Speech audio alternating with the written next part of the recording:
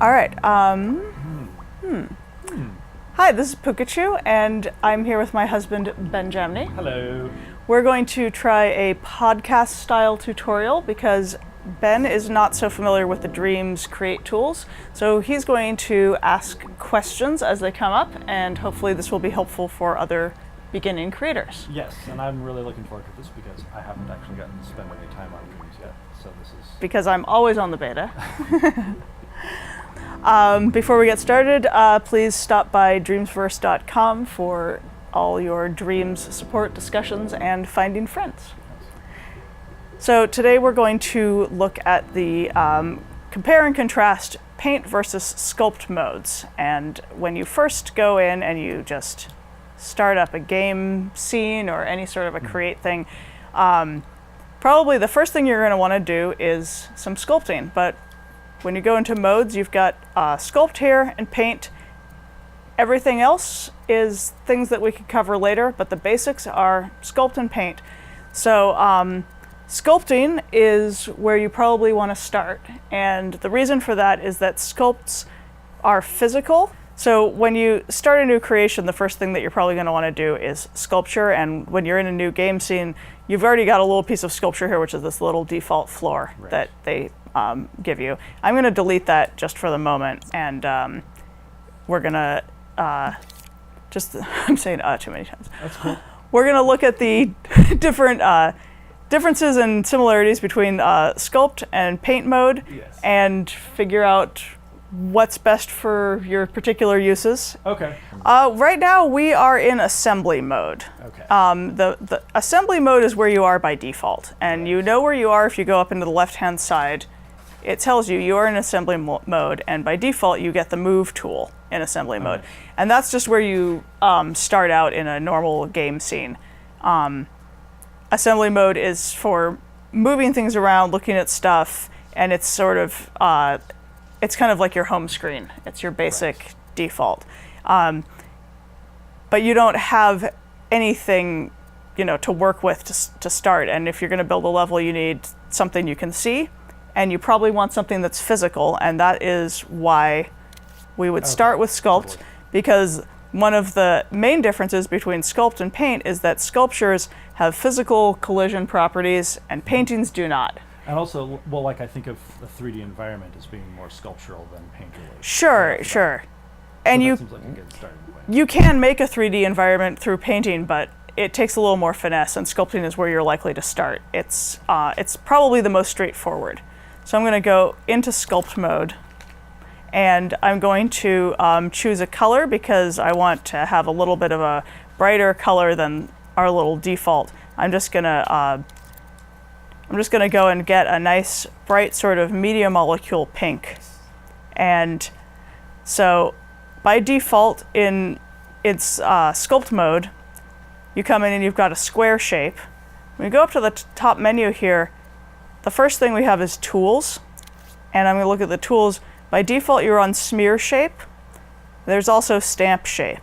And these are two different ways of placing down shapes. So I'll just really quickly go, I'm going to smear a shape, and so I'm just taking that square and moving it around, and it's smearing. Nice. If I go and I stamp a shape, I just stamp the square once when I stamp a shape. It doesn't smear the same way. But I do have some other options when I stamp the shape down, and we'll come back and look at those options in a minute. But for right now, I'm just going to stamp that shape, and if I drop my tool, I'm in sculpt mode, but I have the move tool equipped, and I can grab that square that I just stamped and I can move it around here, and I can take this whole big shape that I smeared and I can move that around. And now if I go and I leave this mode, this isn't all one sculpture that I just made out of the two parts, the smear and the stamp. Nice. So now that I'm in assembly mode, this moves around like one. Sure. And now to compare, let's just get a painting going, and we'll do the same medium molecule pink so that we can kind of see, and we'll look at the tools. Similar tools, we have brush flecks, we have stamp fleck, we also have draw fleck, and we'll look at those differences. So brush fleck, I'm brushing it, and I'm squeezing the R2 button to make that stroke. If I go really lightly it's transparent. Okay. And we're gonna be exclusively on the DS4 for this? Yes, Okay. I do use the moves sometimes, but I'm using the DS4 for the tutorial because I think it's what most people use, and it's also easier to see the menus when I go up into here. And I think of it as the default. Cool. So brush flex, that gives you a difference in opacity, depending on how hard you squeeze the R2 button. If I go into draw flex, that gives me a change in size. So when I go full strength, it's the same size, and when I go very lightly, Oh my goodness. it's thinner, but it doesn't change opacity. And then there's stamping, and stamping just gives you one square, just the same as it does in sculpt mode. So there's just one, and if I drag around, it's just the one. There's also rule flex, and that is like drawing on a ruler. I'm just going to move the camera back a little bit to the side so we can see. So I press and hold R2, and I go whatever direction I want, and it just makes a straight line. And you can do this on the grid if you want really clean straight lines, or you can do it freehand to just do whatever line you want. And now if I drop the tool, just like in sculpt mode, I can take these individual strokes that I made, and I can move them around. But if I exit this mode, now this is one painting, this is one sculpture. Okay. So scoping in, which is a shortcut of pressing L1 and X, now I'm scoped in and I can work on just my painting, and I could go back to my move tool and move these individual strokes. So the other image has gone gray for that moment. So it's kind of like you're just focusing on this creation, right? Exactly, and if I go in here and I don't want to see anything at all, I can say hide everything else if the other stuff is in the way. Nice. And you can undo that, and there's a little prompt Cool. telling us what that is. And then the shortcut to scope out is to press L1 and circle at the same time. Wow. That's fun. So that's the very beginning intro of just setting down some shapes, Mm-hmm. and Laying some shapes. we're just laying some shapes. I think in this case we're laying shapes, Yeah. but maybe we'll be throwing shapes later on. Future installment. Okay, so let's go and look at some of the other functions. Let's go back to the sculpture here. And when you go in by default, you have the cube shape. That's just the default. There's all these different shapes that you can use. There are two shapes that are really worth taking a look at in particular, and one is the pyramid shape. And the reason that these are worth, actually, you know what? Let's back up. Let me go back to the square. We're going to cut out what I just said. Oh. Right. Because So I new actually things. want to start new. We go in here and we have the square shape by default. Okay. And where we left off, we had the stamp shape, and so we actually still have that equipped. I'm going to go back to smear because that's the default, and I'm going to close my menu up there, and I'm going to edit the shape, and the shortcut is L1 and square. And now we go in here, and the shape just sort of sits there, and we have option to change the looseness if we want to. That's always something that you can change later in the tweak menu. Can you show us an example of what looseness means? So if I take the looseness and Yes. I crank it all the way up, Get loose within that. I'm having a little trouble. Yeah. Just There we go. There it is. So see how it gets all loose and floppy Wow. that way. And I personally prefer to do most of my looseness work after the fact in the tweak, but there is an option here which is varying looseness, Right. and that is interesting because it will allow you to have a different looseness in your surface than your cutaways. But that's maybe something that people would want to watch Kareem's stream on Move controllers, where he also talks about styles, because he gets into varying looseness in there, and Johnny gets into varying looseness in the rock tutorial as well. Nice. I may have been wrong about Kareem saying that in the stream. In that stream, it might just be verify rocks. our facts. The rock tutorial. Sure. So we have some options here. We can make it into sections, which with a cube, the sections are not all that interesting unless you use a hole as well. And so now we have a cutaway, and now you can see you get kind of a an little interesting shape happening there. You can also go down to a 1/4, Wow. and then So it this goes would- back to a 1. Okay. That'd be great for making rooms or simple storage units. It's yeah, it's good for making rooms and a lot of different things. It's also something you can cut away into a shape later, but sometimes you want that shape to be inherent. And it retains the memory of the cuts that you make, right? Is that something that we will discuss later? It does, yeah. Let's look at cuts with the stamp tool. Let's go over to the stamp tool real quick here and look at cuts, because we can make cuts with a smear or a stamp, but the stamp tool has some other features that I want to show. So I'm going to go and reset just to the default cube just by clicking on cube again here. And now I'm in the stamp tool, and if I go into my shape edit menu here, I now have another thing which is blend amount. And now when I crank that up, watch how it merges. I'll turn the camera here a little bit. It merges with that shape next to it, and that's what the blending is. And you have the same thing with the hole and the section that you can do. Mm-hmm. But let's look at the cutaway, Wow. which is the shortcut is triangle, and you can also get to it from your menu up here in the add and subtract feature. So right now I have the blend is still turned way up. I'm going to go back into editing the shape, and Park that shape right there, and then you go into the edit. right, and now I can move the camera all around it. I can also stretch the shape and move it, stretch the sides of it like this. It just looks like a cozy little nook in like the back of a cross or something. It could just be a little bench seat right there. I can turn the blend amount back down or crank it up, and I can toggle the hard blend, which gives you a blend, but it's angular. Or I can turn the blend back down. But if I turn off the hard blend, now we have that, that rounded shape. And while we're in here, I can turn on the varying looseness.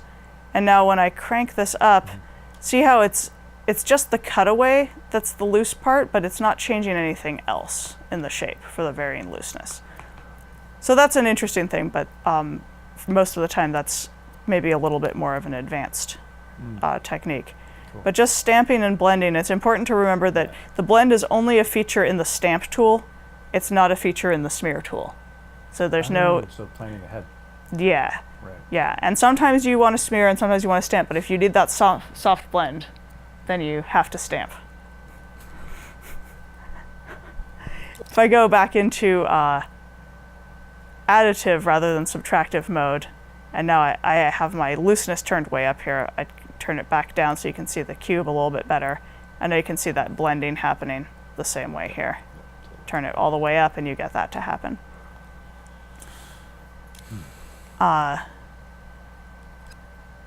Another thing that we should look at in the sculpt mode, in the tools, is the spray paint feature. And people might confuse the spray paint with the paint mode. The spray paint is a tool that's within the sculpt mode. It's not part of paint mode. People can find this. I'm going to cancel out of there. So I'm going to choose a different color because we won't see anything happen unless I choose a different color. Something really contrasty, like a nice dark blue. And now I'm bringing my spray paint here. I'm going to go into edit. I still have the soft blend turned up because that's the last way that I left it. If I turn it all the way down, we've got a hard shape. And then you can see, you can also do the same thing with the hole. Oh my goodness. And you can change how many sides there are. But we'll just leave it sort of normal there. Opacity is a feature here, so you can make it a very light tint, Oh, nice. or you can make it stronger. The soft blend is quite neat. So again, this is the spray paint tool. And the spray paint, you could set it up like that and be really precise and change the size of your box. You can change the size and shape of your box here. You can use the up and down directional buttons to just make the whole thing bigger. And you can just hit this and say stamp in place and you just get one mark. But you also can smear it the same way as the smear tool. So I could go change my angle here a little bit and smear across. Oh my god. Or I could paint the whole thing if Okay. I want to. That's the spray paint, yeah. Yeah. And I'm gonna Wow. just undo that so we can see those changes a little bit more. So that's actually not all the tools. There's a couple more tools that I could show in here, but I'm going to jump back over to the paint for a minute here. And we covered all of these different tools. The paint actually has fewer tools than the sculpt mode. And there is no spray paint function within the paint tool. So if you want to add to your painting, you can just use the brush flex, the draw flex, or the stamp. And we didn't really look at the brush editor in paint mode. So if we go in here and we look at the brush editor, this is the stamp tool. We have in stamp, there's fade, which is kind of like the blending mode in the sculpt tool. So it gives you this faded out edge. And I'm going to turn that back down. And then there's also scatter, which gives you that kind of an effect. Right. And opacity, that's always an option with the paint tool. If we go back over to the brush flex or the draw flex, both of these have basically the same menu. There's no fade option when you're brushing or drawing, but there is a scatter option. You can still scatter, and you don't really see it until you start to draw with it. But you can see that now it's much more sort of big and blotchy than what I did before. That's because of the scatter. Okay. So there's fewer tools, and there's no spray painting feature within the paint mode. Interesting. But you can see when I had the scatter turned on, I started to get some color variations as opposed to just the original pink color. Right. I still had the same pink selected, but then the scatter, because it's changing the perspective on the flecks that are being used, it's giving you these different color changes. Right, and a texture too, it seems like. And a Or texture. maybe it's just showing the texture more. It does. By default, the paint shows the texture more than the sculpt. And let's look at a couple more things on the sculpt, and then we'll sort of look at the textures as well. So the gradient on the sculpture Yes. is immaculate. The gradient on the paint, is there a way to get a sort of equivalent if you like laid out a span of paint and you wanted to get a similar sort of You gradient? don't know. You're not going to get quite the same Okay. gradient on a painting as a sculpture. That makes sense, I suppose. Yeah, it's a little bit different, and Right. they serve different functions. So Right. the painting tool, it's a very certain look, and in a few minutes we're going to get into also the different features that it has in the tweak menu that make it really a unique tool also. Nice. But when you want something that has this airbrushed look, you actually want to have a sculpture with a spray paint on it. The paint tool itself doesn't give you Okay. that So same if you- airbrush quality. Right. So if you wanted to make like a faux spray painted wall in a 3D level. You would use the you sculpt just- mode, and you yep. would make the wall, and then you would then you airbrush literally tool airbrush onto it. it. Yep. Yes, That's yes, pretty that's bad, exactly what you would do. So there are a couple of other tools that are in the sculpt mode, and part of why the sculpt has so many more tools is because it is much more 3D. The paint is it's a 2D that you spread over a 3D surface if you want to. Like you said, it has a specific application. Very specific, yeah. So the other tools that we can look at here is looseness. At first, you won't see anything happen, and that is because you need to go into the edit shape, which is the shortcut of L1 and square, and then you need to tell it how much to loosen. So if we loosen it all up, you can see it happening in there, and then there's a soft blend on the looseness, and your same options of having a whole and different sections. Right. Yeah. So we've created our looseness. We've created some looseness. We've selected an area to be loosened. Now loose. You don't have to do it just like a stamp. You can do it like a brush, and you can move over the whole thing like that. And I'm gonna undo that because we want to be able to see more of that for our next thing that we do. Cool. Something that I actually didn't mention when I was doing the cutaways. I'm gonna jump back for just a minute and go to doing a cutaway with the stamp shape. Right. I'm going to go in here and take down the blend amount and the looseness a little bit to make it easier to see. Mm-hmm. The cutaway now has the same color that I last selected for the spray paint, and you can go and you can change that up here, and you can have your cutaway color be anything you want, but you can cut away with a color that's different. So you're cutting and painting the surface. And then if you increase the looseness, it spreads that color at the same time. So that's just something to know about cutaways. The next thing to look at is the crop tool. And the crop tool does just that. It crops your sculpture. And I got a little bit off center with my camera here, so I'm not actually overlapping, but so I'm just having a little bit of trouble lining it up. I think, because I have my blend amount is turned up too high. So let's turn the blend amount down. And oops, still having trouble lining up. There we go. Ah. So now I made my shape really big, and then I kind of lost track of it. Oh, got it. So let's go into the shape edit mode. I'm going to shrink it down a little bit. So the area that's bright is what it's going to be cropped down to, and everything that's faded out would be cut out. You have a blend amount, so you can do that. Blend it or increase it, and change the blending. You have looseness on the edge of your crop. And also, because I still have that blue selected, where it's cropping is turning blue. Yeah. So if I stamp that down, now it's been cropped, and I'm going to exit out of here. I'm just going to show something interesting that you might not realize right off the bat. If I take this and I clone it, and I go up here, and I have now a clone of this, and I scope into it, and I drop my paintbrush, which puts me back just to the move tool. All right. I'm going to close the menu so we can see a little better. Sometimes in beta it's a little hard to grab negative shapes, and the crop tool is a negative shape. But if we move to the right position, we should be able to actually grab that cropping tool, which now of course I'm having some trouble doing. Yeah, that's a ghost, would be. That's exciting. There it is. Yep. If I delete it, look at that. And everything is still there. Item. This is the cloned item. It remembers that crop. The crop is just another negative shape. Okay. It's not the same as actually cutting away and deleting something. All right. So it's just a negative shape. I'm going to get rid of this clone.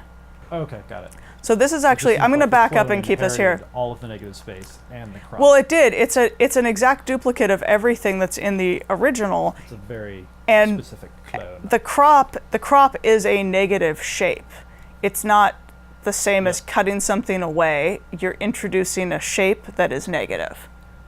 That's a different thing. And I'll actually use this one where I took out the cropping to show the next thing. I'm going to scope back in. And the last tool that we're going to look at here, just quickly, is the cutout tool.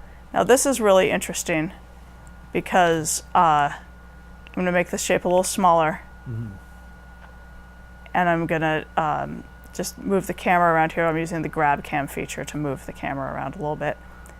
So here's the cutout. I'm cutting this out. I'm just going to hit X or R2 to stamp. I've made a cutout. Now now I see this has been sort of removed, and these pieces are still highlighted. Yeah. So now I've turned one sculpture into two pieces. I'm going to scope back out, and now this piece is separate, and that's separate. And it's kind of a sloppy cut, and you can see I've got that little jaggy bit that wouldn't be great in an actual level, but this is just a demonstration. If I go into this now, it's actually a separate independent piece. It doesn't have any of this information in it anymore. So that's different from the crop tool. It's not still retaining all of that original stuff.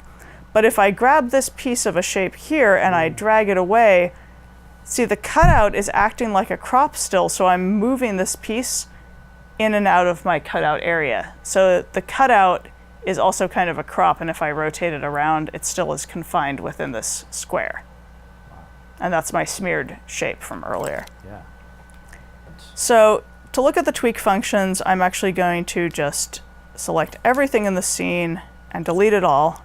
I'm just going to really quickly make a stamp of a square here, and then I'm going to go into paint mode, and I'm going to use that pink.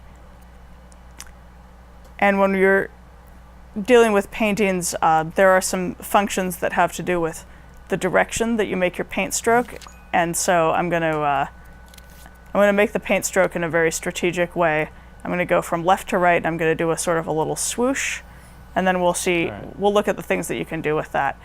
And actually, there are other things like the Fleck changes that we haven't even really looked at, and I'm not sure. Oh, like the So if we go up into painting, the Flecks, by default you have the heavy Fleck. My goodness. These are all, so the Okay. heavy Fleck gives me this series of sort of squares. Yes. There's all these different Impression Flecks that expressive you can get into. Circles, square, good golly. You have these options also in your Sculpt. Okay. Wow. You have all the same Fleck options. That's amazing. And you also have in modes, you can change in the coat modes, I'm sorry, in the style modes, Yes. you have an option to apply Fleck. So if you don't like the Fleck that you used, you can go into the style mode and you can choose a different Fleck, and you can say, I don't want the heavy, I want the dots, which is one of my personal favorites. And you can go in here and you just change the heavy to the dots, and I'll just do it on the square also, because the dots are actually nice for showing the tweak functions that I'm going to be showing. So you can always change your Flex style later. So has the cube been changed to dots? The cube's been changed to Wow. dots, and you're not going to see a really big difference until I start to tweak it a little bit.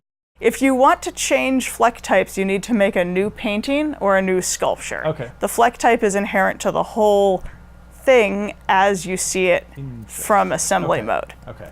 So that is inherent to the entire object. And each of these things is like one piece. When we're talking about gameplay thermometer, this is a thing and that's a thing. Okay. And if I go in and I add strokes to the painting or add stamps into this, it still is one thing as long as I'm doing it scoped in. Sculpting. Okay. Scoped in meaning when I go in here and everything else is grayed out, and then I, Remind us again how you activated that mode. yes. So Thank you. the way I activated that was through pressing L1 and X, and you're scoped in, and then you Okay. can start adding shapes Right. and stamping and etc. Uh-huh. And the same thing with painting.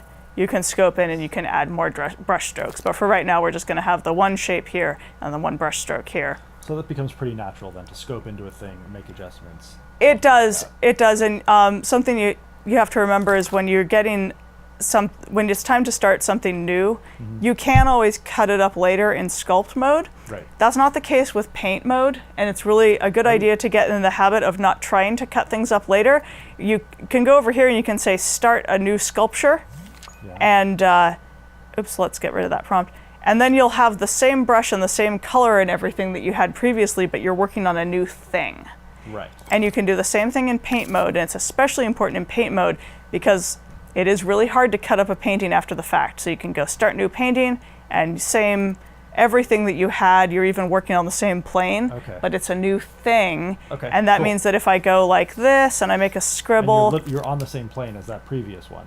yeah, well, you're wherever the imp Yeah, left off. sure. So this wasn't on a Okay. flat plane exactly. Anyway, sorry. Yeah. That's But now I could go into this new thing and, whoops, I'm getting ahead and jumping into the tweaks here.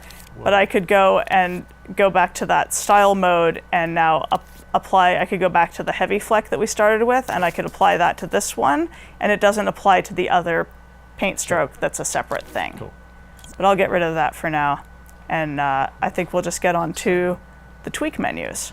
So I'm Yeah. gonna open up two menus here. This is the tweak menu for the sculpture. All I'm right. gonna put this over on the right side of the screen, and then the tweak menu for the painting, but tweak menu for the sculpture on the left side, painting on the right. Quick question. Yes. So referring to this image that you just suggested we bring up. Yes, Okay, so now I see tweak options, opacity, glow, blah, blah, blah. Yes. All those things. yeah. So that's what we're seeing represented in these panels here? These panels all have, I'm gonna move this a little bit to get it out of the way there. These panels have all of these different categories, and we're gonna look at some of these categories. We're not gonna look at all of them right now. Cool. But starting to go through from left to right, we have the sculpture has outer properties, which is actually the first three on our graph are part of outer properties. Mm-hmm. And so that's not quite consistent with it being the tab up here. Totally. No, But that's cool. Yeah. We'll look down here. Yeah. So opacity, there is no opacity option for the sculpture. There is an opacity option over here for the painting. And if I take this down, you can see the painting fades away and it comes back in. So that's the first important thing. Glow is an option for both of them. We can turn up the glow here. It gets really bright, and turn it back down. Takes a second to catch up. It does. We have the same. The glow looks grayed out for the painting. I'm not sure why that is grayed out right now, but it does in fact affect it. That might just be a beta thing. For both of them, we have the same option of emit light from glow, and when we go over to sculpture, we have an option for cast shadows. Oh, a question? Yeah, sorry. So you have the option to emit light for glow? So Can you glow without emitting light? So that's glowing without emitting light, and if we turn that on, okay, well, it might not be working where it's grayed out. Let's try it over here on the sculpture. It is emitting light when visible. You can say never. To be honest, I'm not seeing a change right here. It takes a second to catch up. Oh, okay. It's the same as before. So now the cube is glowing, but it's not really illuminating. projecting We're not light. seeing it illuminate anything else, which happens to be the painting. So it's glowing, but it's not actually lighting anything else. So that's very handy. This is very handy. You may want a character, for instance, to have glowing eyes that don't actually illuminate the rest of the character's face. You might want to make a light bulb and have it emit light. And there you can see it filling in how it's lighting that piece. Can you animate that sort of thing? Am I jumping the gun by questioning? Yeah, you can animate that, and that's probably a whole other tutorial, but just quickly, there is an input tab here on the glow. There's also an output tab. So that's all logic stuff, and we're not going to work on that right now because this is really just the very basics of tweak menus, but that is... I see those. Yeah. So you can animate that. You could put this on a timer or something and have it pulse. There's all sorts of things. Cast shadows. It's an option for the sculpture. It's not an option for the painting. Right. So we're going to move on. I'm actually going to do some options that are not on our chart. I'm going to look at the Fleck properties. Oh, nice. Those are options for both of these, and I'm going to get a little closer here. Now I'll be able to show how the sculpture has these Fleck properties. It's a little bit different properties between the two, because the sculpture has a Fleck perspective option. But the first thing we'll look at is looseness. You can take this looseness slider and drag it all the way up like that, and then look what happens to that cube. And you can do that with the painting, and what happens is a little bit different on the painting than on the cube for the looseness. On the cube, Fleck perspective, if I bring this up, we actually don't see a lot happen right now because it's kind of a small sculpture, and the looseness is up. But if I turn everything back down to 0, if the looseness is down, but I start to bring the Fleck perspective up, you start to see the flecks without it changing the looseness. And this is something that you'll see more of a difference on a complex sculpture than just a cube. I think it's a little bit hard to see right there. And on any of these, you can hit triangle and it resets to default. So that's a good thing to have. Impasto is how much the flecks project kind of outward from their original position. So on the painting, if I crank the impasto up, you see them sort of stretching forward like that. And on the cube, if I bring impasto up, you don't see really anything happen right away. But if I start to bring the looseness up just a little bit, then that starts to happen more and more. And now they're standing way out. With the looseness up, can you slide the impasto back down and up again? Yeah, so now you can see them moving back and forth. And a little note here, if you're trying to make something that has fur on it, you're going to want to turn up the impasto a lot and the looseness a little bit. And let me just set these to defaults, and we'll have a quick little tangent here where I'll go into style mode. And for making a fur texture, I like the streaky texture. So we're going to make the cube streaky really quick. And this is how you make something like my panda or my bumblebee. And now if we go in here and we turn the impasto, just turn it all the way up completely. And now I'm going to use the directional buttons to very slowly increase the looseness, just a percentage at a time. Are you just hovering the imp over? Yeah, and I'm just using the D-pad to go up. And as the impasto goes up, oops, I went too far, too quickly. You got to find that sweet spot where it looks like fur. And I'm having a little bit of a tracking issue, but if if I back up to there, that's starting to look more like fur. So if you, I'm just backing up a bunch to put it back to where we had it before I showed how to make fur, but that's how you can make something that's really fuzzy. Yeah. Or you can get these, these fleck changes. I'm going to put these all back to their defaults. Oh, I didn't show you the ruffle. The ruffle kind of twists all the flecks. And you can see that happening in the painting really easily. In the sculpt, you can turn the ruffle all the way up, and again, you won't see anything happen until you make it looser. But when you make it looser, and then you slide this back and forth, you can see the flecks changing a little bit. Okay. So these are just things when you want to kind of stylize something, you play with those menus. And the next thing to look at is duplicates. That is not an option for sculptures. It is an option for paintings. And this is where the direction of your brush stroke really makes a difference. I'm going to close the sculpture menu for a minute so we have a little more room here. When you're doing duplicates, this is how you can make things like weather effects, for instance. You can have clones that go all around the camera. Goodness. So if you made that painting into a weather effect, it's going around the camera. I'll turn that off.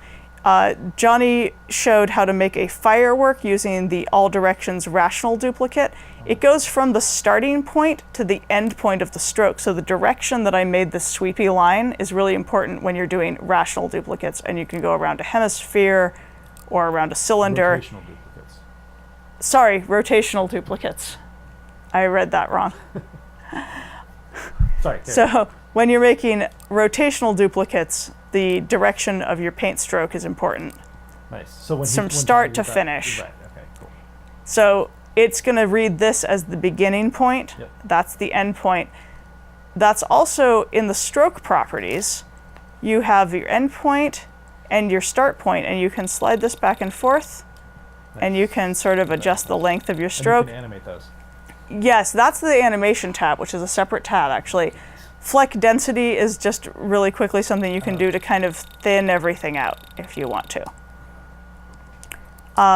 We'll move on to the animation tab. That's another one that is not an option for sculptures. There's no animate on sculptures. You can turn up the animation, and you won't actually see anything until you go and you do a test play. You can do that in the menu up here. You can hit start time, or you can hit R3 as a shortcut. And now when that's playing, you can see that moving through, and then you can do a pulse, and that gives you this kind of an effect. You can adjust the trail length. This is really good for making things like rain or snow. If it's rain, you would laser blasts, you might want to turn it up really high.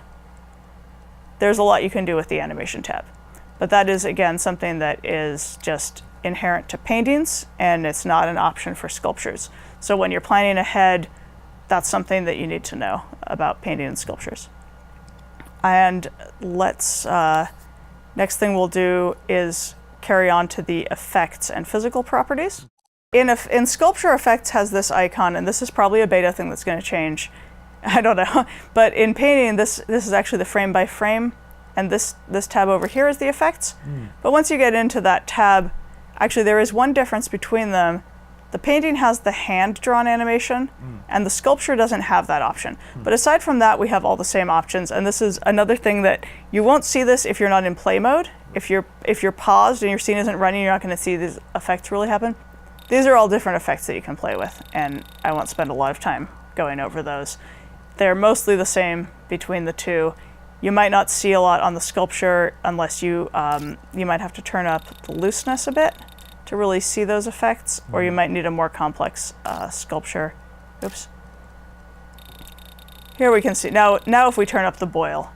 So with a sculpture, you need to be able to see the flecks to see the effects. On a painting, you always see the flecks.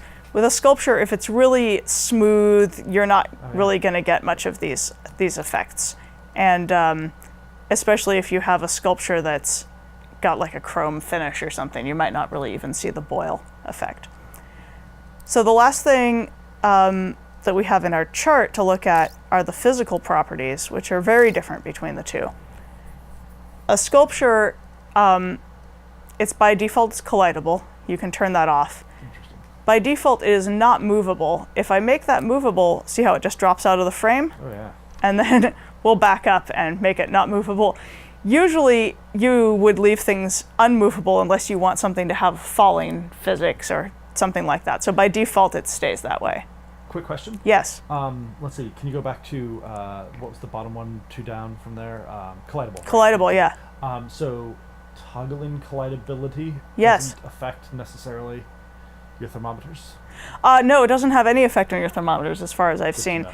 And it's also really important to know that when you turn something on to it's collidable by default. I can still clone this and I can overlap it with something else in assembly mode.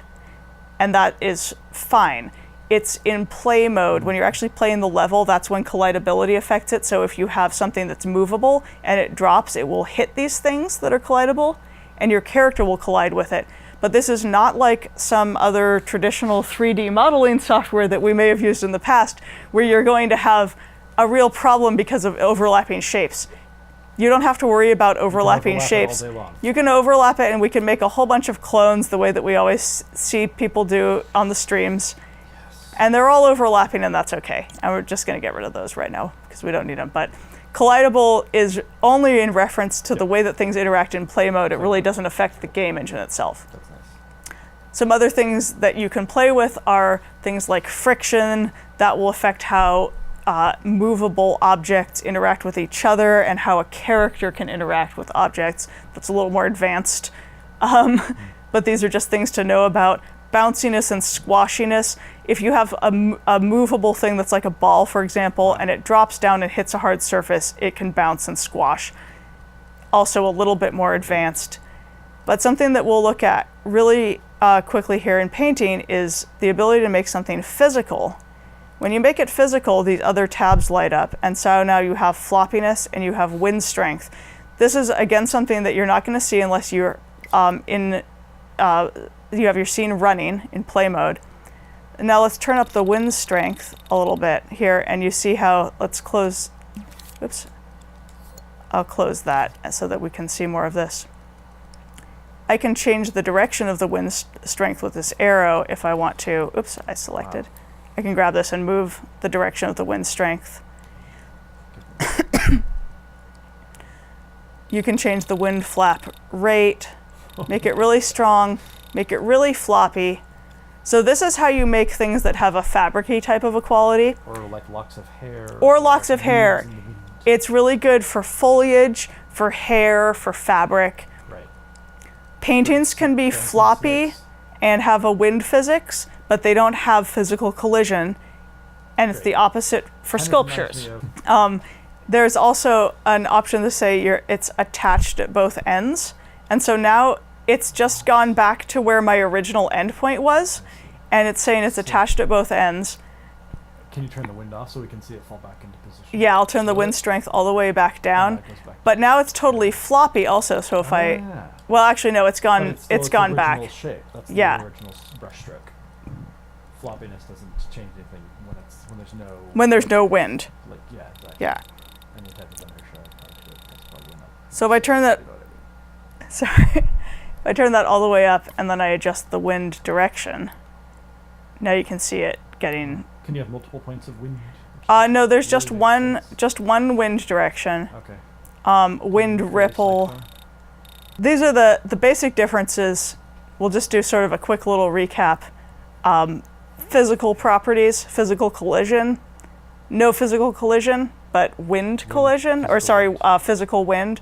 It doesn't provide any shadows, and the sculpture will provide shadows. So yeah, let's call that quits for today, and we'll do another tutorial where we work on how to sort of use these two in combination, how to make your paintings more sculptural, how to make your sculptures more painterly, and how the two interact, and we'll also talk about thermometer optimization. We did thermometer optimization for sculptures and using the sculpture detail tool. Right. That's really handy for sculptures. It doesn't do anything for paintings, so there's no detail reduction on a painting. That's very interesting.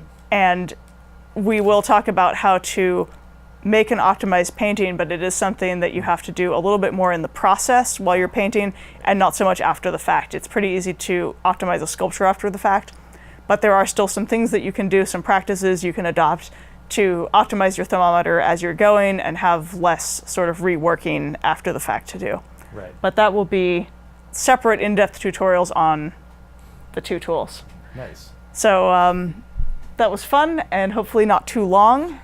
And we'll have question and answers available on dreamsfirst.com in a special forum.